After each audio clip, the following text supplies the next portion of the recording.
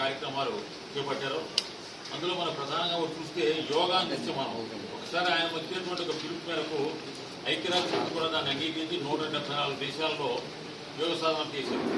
అందులో అట్లాంటి కార్యక్రమాల్లో భాగంగానే హిందీ భాషను పరిపుష్టి చేసి తద్వారా విదేశాలలో హిందీ భాష ద్వారా చేపట్టారు ఆయన.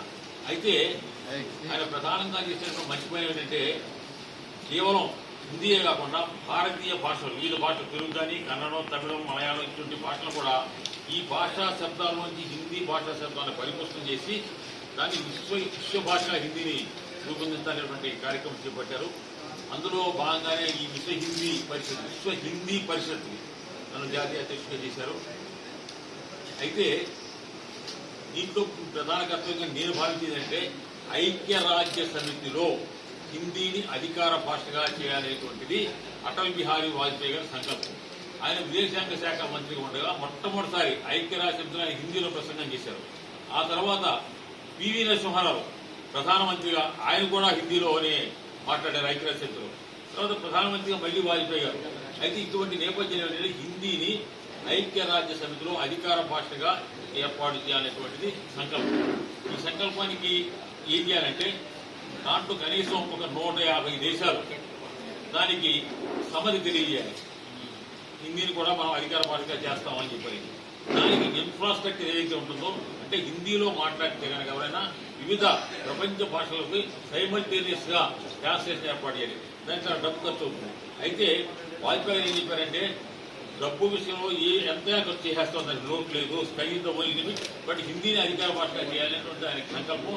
అందుకు అటల్ బిహారీ వాజ్పేయి ప్రధానమంత్రి ఉన్నప్పుడు నన్ను తర్వాత పండిట్ విద్యానివాస్ మిశ్రా గారు చనిపోయారు రోడ్ యాక్షన్ తర్వాత మా ఇద్దరిని సభ్యులు చేసి వివిధ దేశాలు పర్యటించి ఎన్ని చేయమని చెప్తూ అయితే ఇప్పుడు ప్రధానమంత్రి గారి సంకల్పం ఈ విశ్వ హిందీ పరిషత్ ద్వారా ఏమిటంటే మన భారతీయులు ప్రపంచ దేశంలో ప్రతి చోట కూడా రాజకీయంగా కూడా కొంచెం శక్తివంతులు అయి ఉన్నారు. కాబట్టి వాళ్ళు అక్కడ లోకల్ గా ఉన్నటువంటి భారతీయులు ఎవరైతే ఉంటారో వాళ్ళు వారి ప్రభుత్వాల మీద ఒత్తిడి తీసుకొచ్చి ఐక్యరాజ్య సమితిలో హిందీని అధికార భాషగా చేయాలనేటువంటి నిర్ణయం చర్చకు వచ్చినప్పుడు మీరు మాకు మద్దతు తెలియజేయండి అని చెప్పి మన భారతీయులు ప్రవాస భారతీయులు ఏ దేశాల్లో అయితే ఉన్నారో ఆ సంఘాలను కూడా చెప్పి కేంద్రం ఓటర్ కార్యక్రమంగా చేపట్టమని చెప్పారు. అందుచేత ప్రధానమైన ఉద్దేశం అంటే ఐక్యరాజ్య సమితిలో అధికార భాషగా హిందీని తీసుకురావాలనేటువంటిది ప్రధానమంత్రి గారి నరేంద్ర మోడీ గారి సంకల్పం. ఆ సంకల్పాన్ని పూర్తి చేయడం కోసం ఉడతాభక్తిగా నా కార్యక్రమం నేను చేస్తాను. అయితే నేను వారి కృతజ్ఞత ఉంది అమిత్ షా గారికి నరేంద్ర మోడీ గారికి కృతజ్ఞత. ఎందుకంటే హిందీయేతర ప్రాంతానికి చెందిన వ్యక్తిని తీసి పెట్టాలని చెప్పి పెట్టడం అనేటువంటిది నాకు చాలా గౌరవంగా భావిస్తాను. ఆ కార్యక్రమంలో ఐక్యరాజ్యంలో హిందీ అధికార భాషగా చేసేటువంటి కార్యక్రమంలో నేను అదే పనిలో ఉంటాం. అది పార్లమెంటరీ అధికార భాషా సంఘం ఉంటుందండి. దాంట్లో 20 మంది లోక్సభ సభ్యులు 10 మంది రాజ్యసభ సభ్యులే ఉంటారు. పార్లమెంటరీ అధికార భాషా సంఘం.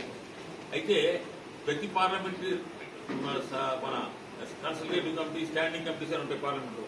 ఈ స్టాండింగ్ కమిటీస్ ఏంటంటే వాటికి ఒక నివేదికల్ని పార్లమెంటు సమర్పిస్తారు.